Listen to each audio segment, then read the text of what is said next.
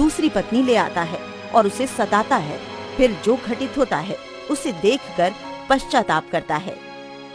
मीना देख, इतने वर्ष बीत गए लेकिन अभी तक तुझे कोई भी बच्चा नहीं हुआ। इसके लिए मैं भी बहुत दुखी हूँ जी, पर क्या कर सकती हूँ। अगर ऐसे ही चलता रहा तो मुझे दूसरी पत्नी लानी पड़ेगी। ईश्वर पर भरोसा रखो जी, हमें किसी दिन कोई औलाद जरूर मिलेगी। अब कब तक चुप बैठा रहूं? तुझसे कुछ नहीं होने वाला है। कम से कम तुम तो मुझे ऐसा मत कहो, इसमें मेरा क्या कसूर है जी। चल भाग, मैं तेरा चेहरा नहीं देखना चाहता हूँ, चल। किसान वहाँ से दूर चला जाता है और पत्नी वहाँ बैठकर रोती ही रहती है।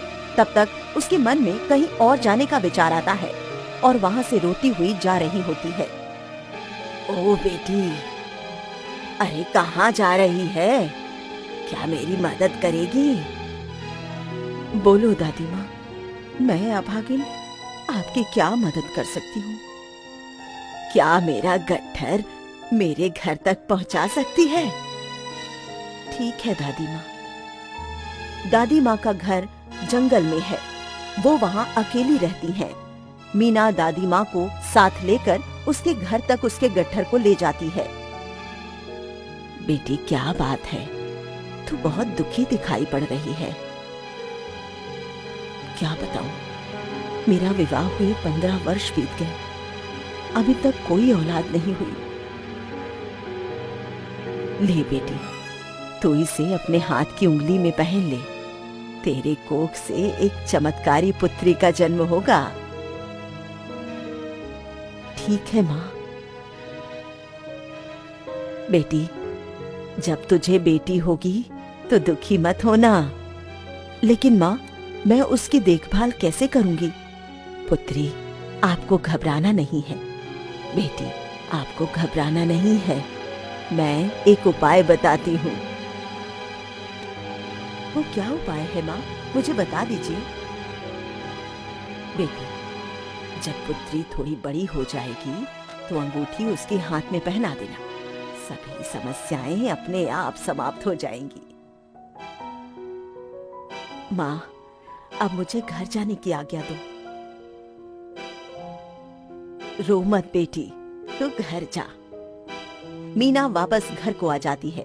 तभी दूसरी पत्नी लेकर उसका पति घर आ जाता है। जा, तू घर से निकल जा, अब तेरी जरूरत हमारे घर में नहीं है। इसे बाहर मत निकालो, इसे यहीं रहने दो, घर की नौकरानी बनकर रहेगी।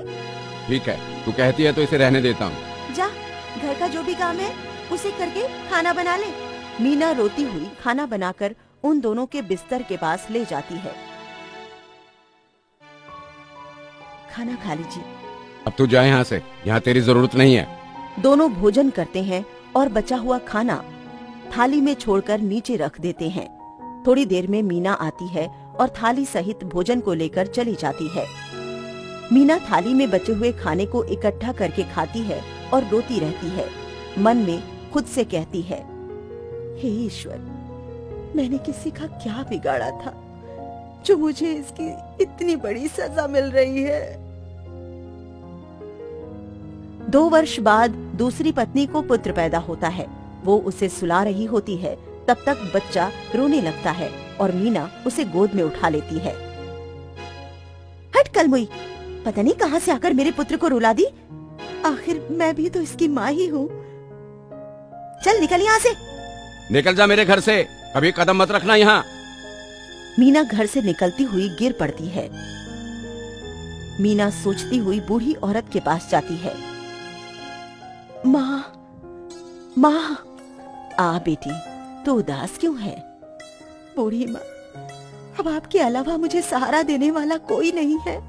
चिंता मत कर बेटी, तुझे कहीं और जाने की आवश्यकता नहीं है। मीना बूढ़ी माँ के साथ छप्पर में रहती है और 6 माह बाद एक पुत्री को जन्म देती है। पुत्री, अब मेरा जाने का समय हो गया है। माँ, मुझे छोड़कर मत जाओ। बूढ़ी औरत की मृत्यु हो जाती है और शरीर जल जाता है। 6 वर्ष बीतने के बाद एक चमत्कार होता है। माँ, मुझे बहुत जोरों की भूख लगी है। ठीक है बेटी, तेरे लिए कुछ खाने को लाती हूँ। ठीक है माँ। माँ बर्तन में देखती है तो खाने को कुछ नहीं रहता। हे भगवान, आज मेरी बेटी को खाने के लिए कुछ भी नहीं है। मैं क्या करूँ? माँ, बहुत जोरों की भूख लगी है, मुझे रहा नहीं जा रहा। माँ। बेटी, आज खाने के लिए घर में कुछ भी नहीं है। मीना पुत्री को अंगूठी पहनाती हुई कहती है। पुत्री जैसे ही बर्तन को हाथ लगाती है, भोजन बनकर तैयार हो जाता है। माँ चलो भोजन कर लो। माँ। मीना जाकर देखती है तो भोजन तैयार रहता है। बेटी, ये तुम्हारे हाथों का चमत्कार है। माँ, इसमें मैंने तो कुछ भी नहीं किया। देख बेटी, मेरे पास कुछ भी नहीं है, क्यों ना भोजनालय की दुकान कर ली जाए? ठीक है माँ। मीना अगले दिन भोजन की दुकान शुरू कर देती है और कुछ दिन में अमीर हो जाती है। दूसरी पत्नी और पति उस रास्ते से जा रहे होते हैं। देख रहे हो कितनी अच्छी दुकान है? देखो भाई, मेरे पास उतने पैसे नहीं हैं कि तुम्हें वहाँ ले जा सकूं। मुझे नहीं पता, लेकिन तुझे इससे क्या लेने देना?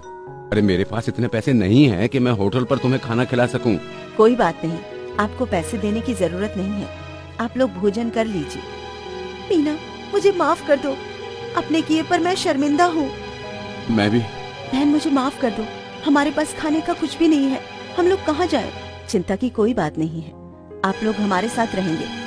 लड़की के चमत्कार से सब कुछ बदल जाता है और हंसी खुशी पूरा परिवार एक साथ रहने लगता है। सीख, हमें अपने कर्तव्यों से घबराना नहीं चाहिए और आवेग में आकर गलत कदम नहीं उठाना चाहिए।